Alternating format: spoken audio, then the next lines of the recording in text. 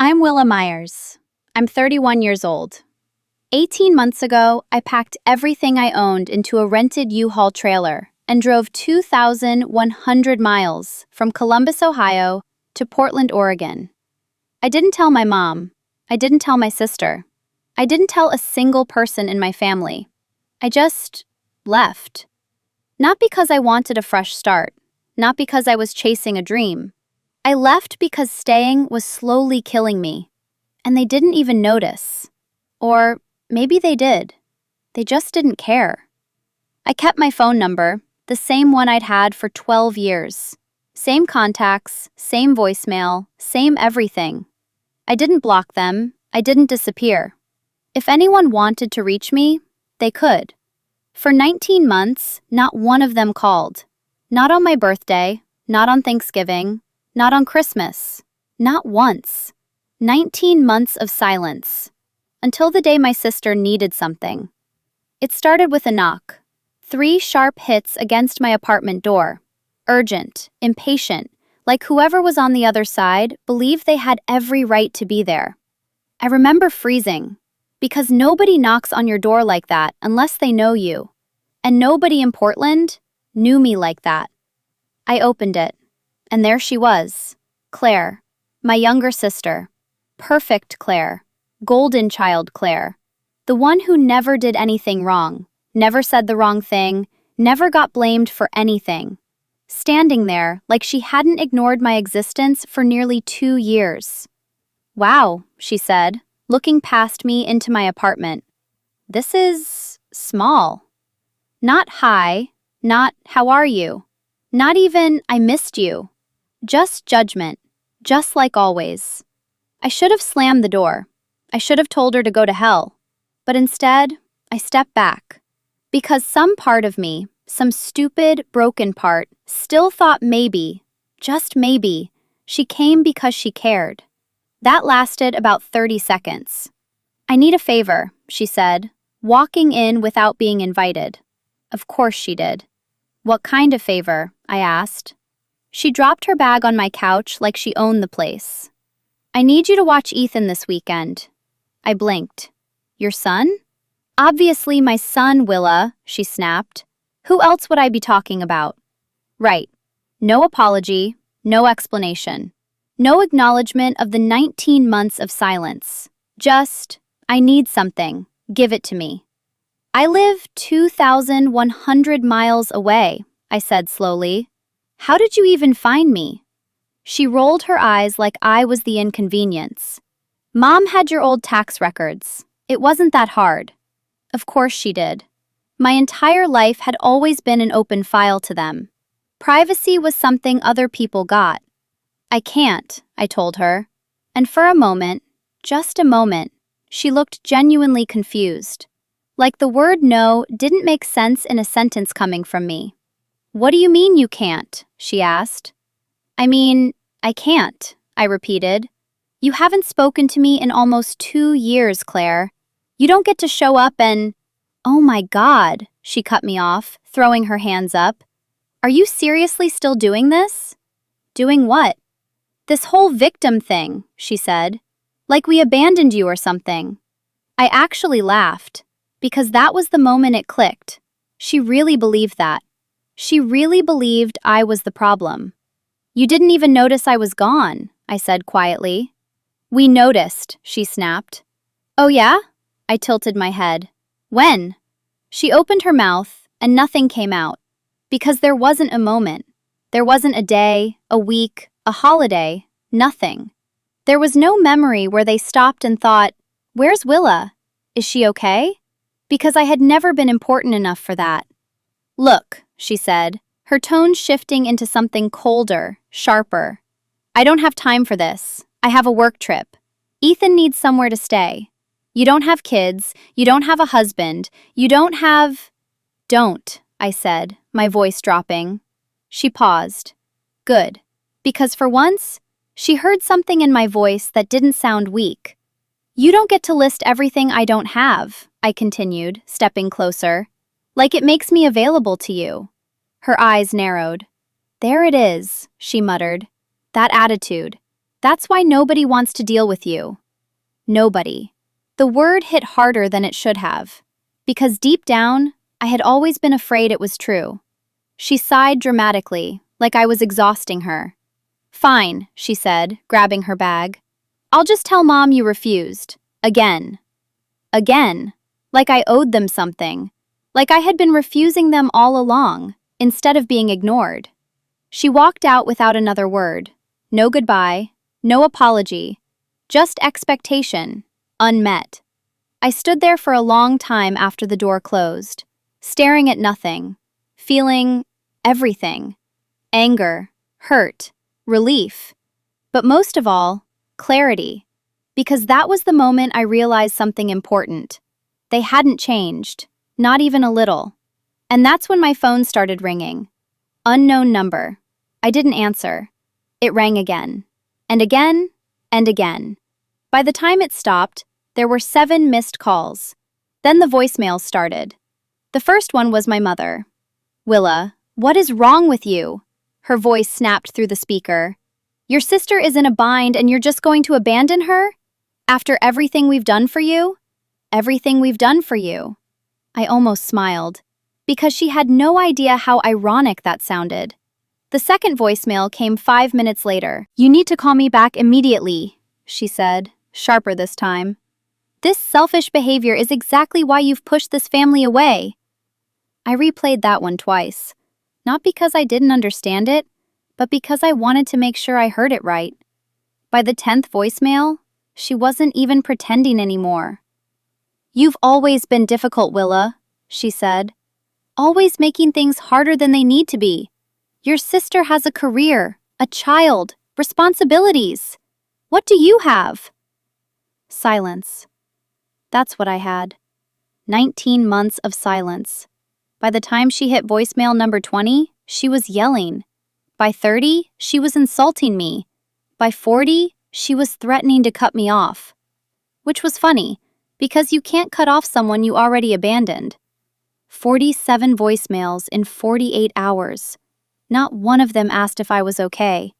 Not one of them said, "We missed you." Not one of them sounded like love. I listened to every single one. Not because I wanted to, but because I needed to remember. I needed to hear it, clearly, without excuses, without denial, without hope. And when the last voicemail ended, I sat there in complete silence, phone in my hand, heart strangely calm, because something inside me had finally snapped into place. For years, I thought leaving was the hardest thing I'd ever do. I was wrong.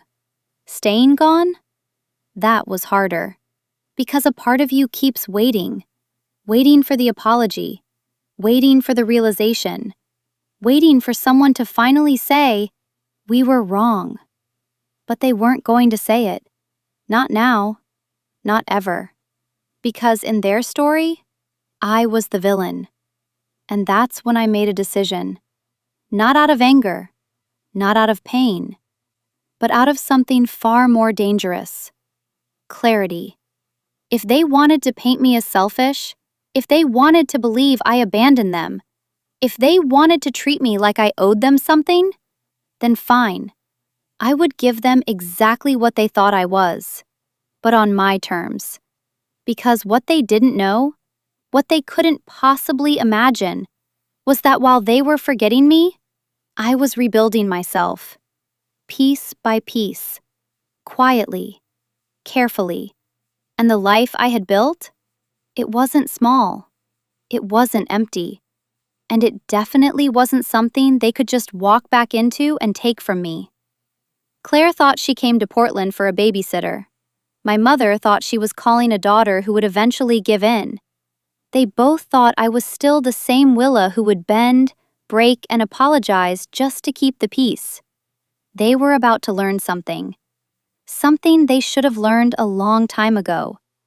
I didn't leave to escape them. I left to become someone they could never control again. And now? Now they had finally found me. Which meant they had just made the biggest mistake of their lives. The funny thing about silence is that when it finally breaks, you hear everything. For 19 months, my life had been quiet, predictable, safe.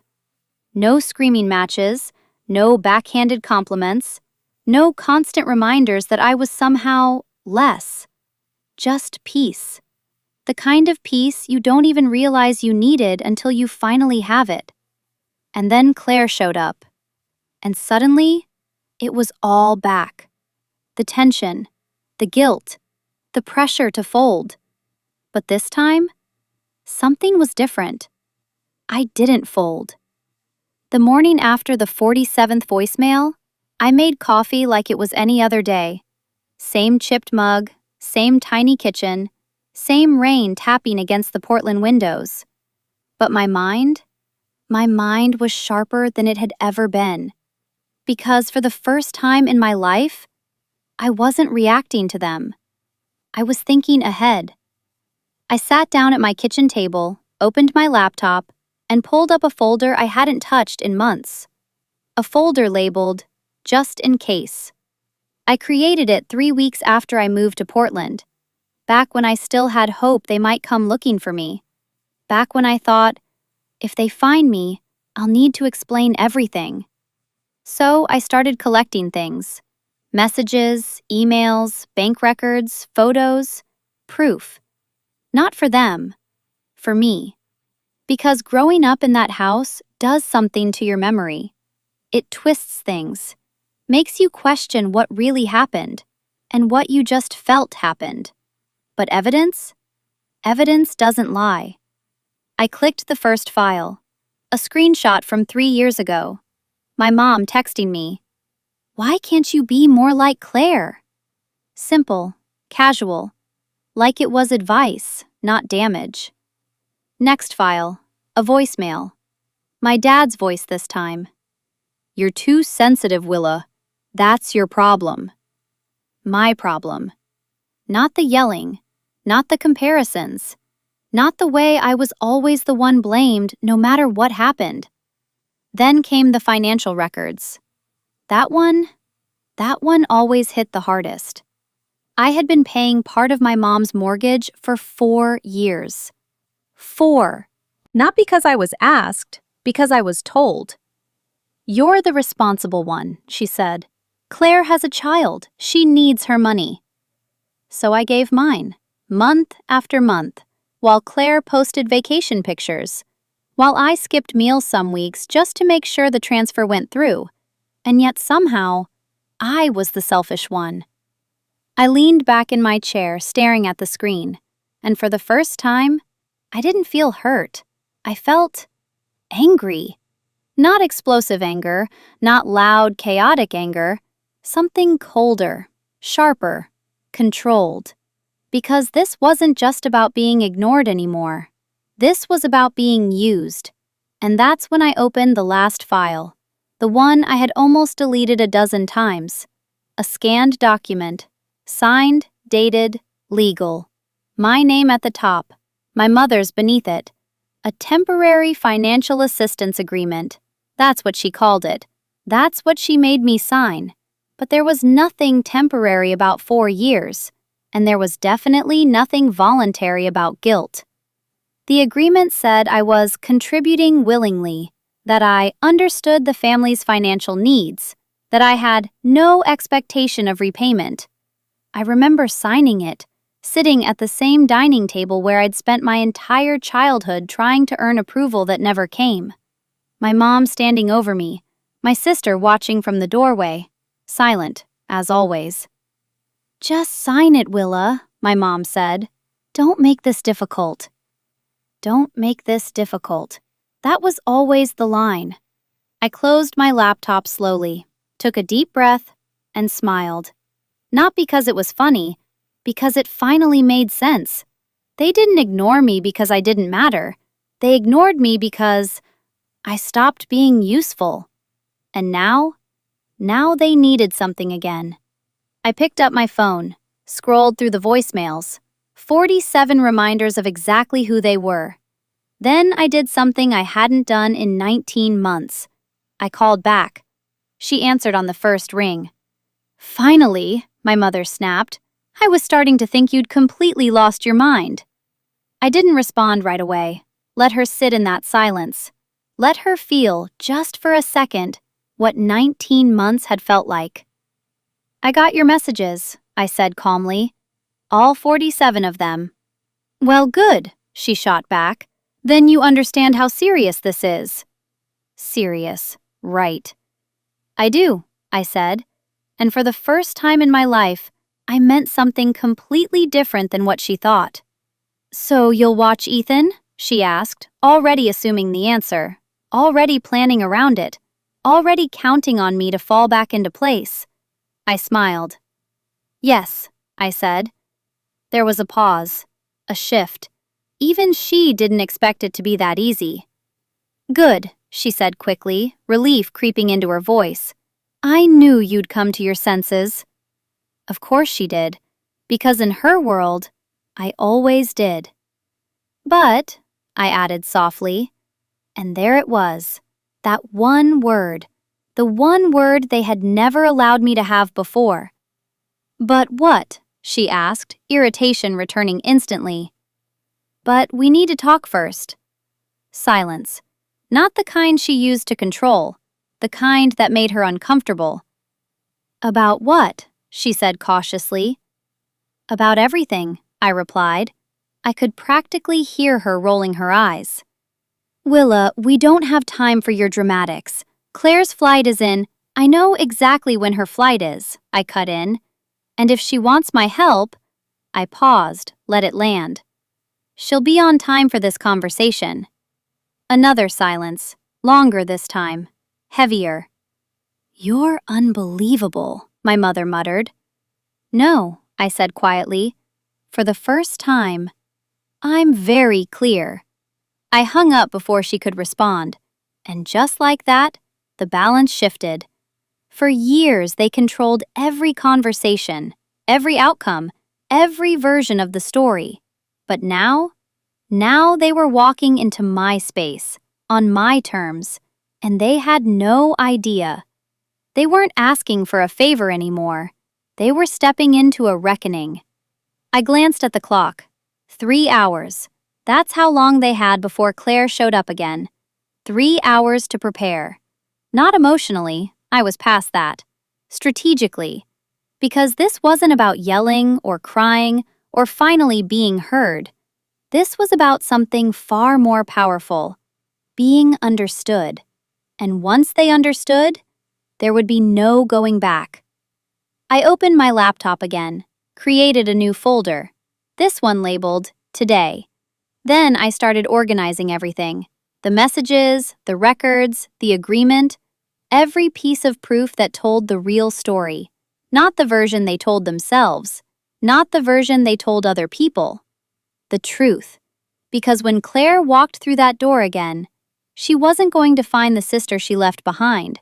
She was going to meet someone new, someone who didn't need their approval, didn't fear their anger, didn't depend on their version of love, and most importantly, someone who was finally ready to make them face exactly what they had done. 3 hours.